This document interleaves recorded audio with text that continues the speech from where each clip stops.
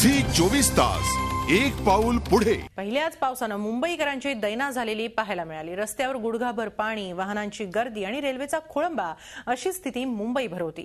याचा फटका अर्थातच सर्वसामान्य नागरिकांनाच अधिक बसला। मात्र नेमकं या समस्येला जबाबदार कोण असा प्रश्न या निमित्ताने निर्माण होतो। याला जबाबदार कोण? पहिल्याच पावसानं मुंबईचा काय फज्जा झाला याची ही सगळी दृश्य। मुंबईकरांच्या झालेल्या या दैनेला जबाबदार आहे ती मुंबई महापालिका। पावसाळ्यापूर्वी नालेसफाई पूर्ण झाल्याचे छाती ठोक दावे करण्यात आले, पण पाऊस आला आणि त्यानं महापालिकेचे सगळे दावे वाहून नेले। आधी नालेसफाईचं पर्यटन करणारे नेते मुंबईची ही अवस्था पाहण्यासाठी मात्र मुंबईत नव्हते।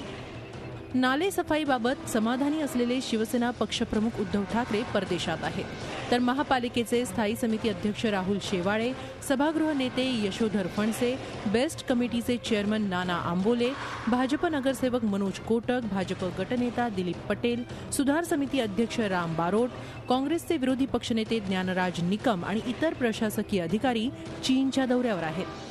कचऱ्यापासून वीज निर्मिती कशी होते ते पाहण्यासाठी आणि पाणी परिषदेसाठी हे नेते गेलेत। याला जबाबदार कोण?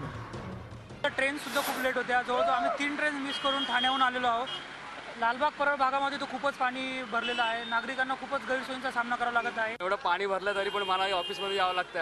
I am facing very difficulties. जर माझ्याकडे काय कुठे कोलॅप्स वगैरे झाला I won't be able to reach the spot.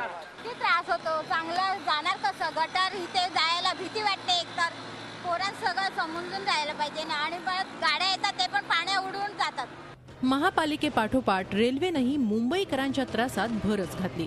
मध्य हार्बर लाईन बरोबरच वेस्टर्न रेल्वेच्या ट्रेन्सही 20 ते 25 मिनिटं उशिरा सुरू होत्या। त्यामुळे ऐन ऑफिसच्या वेळेतच सर्वसामान्य नागरिकांची अक्षरशः तारांबळ उडाली। दिवसभरात 117 रेल्वे रद्द करण्यात आल्या। तर राज्य सरकारनेही पावसासाठीची खबरदारी घेतली नाही। वाहतुकीसाठी पूर्णपणे तयार असलेल्या ईस्टर्न फ्रीवेचं लोकार्पणच झालं नाही। त्यामुळे हा रस्ता केवळ देखावाच ठरला। हा रस्ता सुरू असता तर ईस्टर्न सबअबवर झालेली वाहतुकीची कोंडीही टाळता आली असती। ही सगळी परिस्थिती उद्भवली ती पहिल्याच पावसात। आता अख्खा पावसाळा कसा जाईल याचं हे फक्त ट्रेलर आहे। Bureau report, Zee media, Mumbai. Zee 24 तास एक पाऊल पुढे।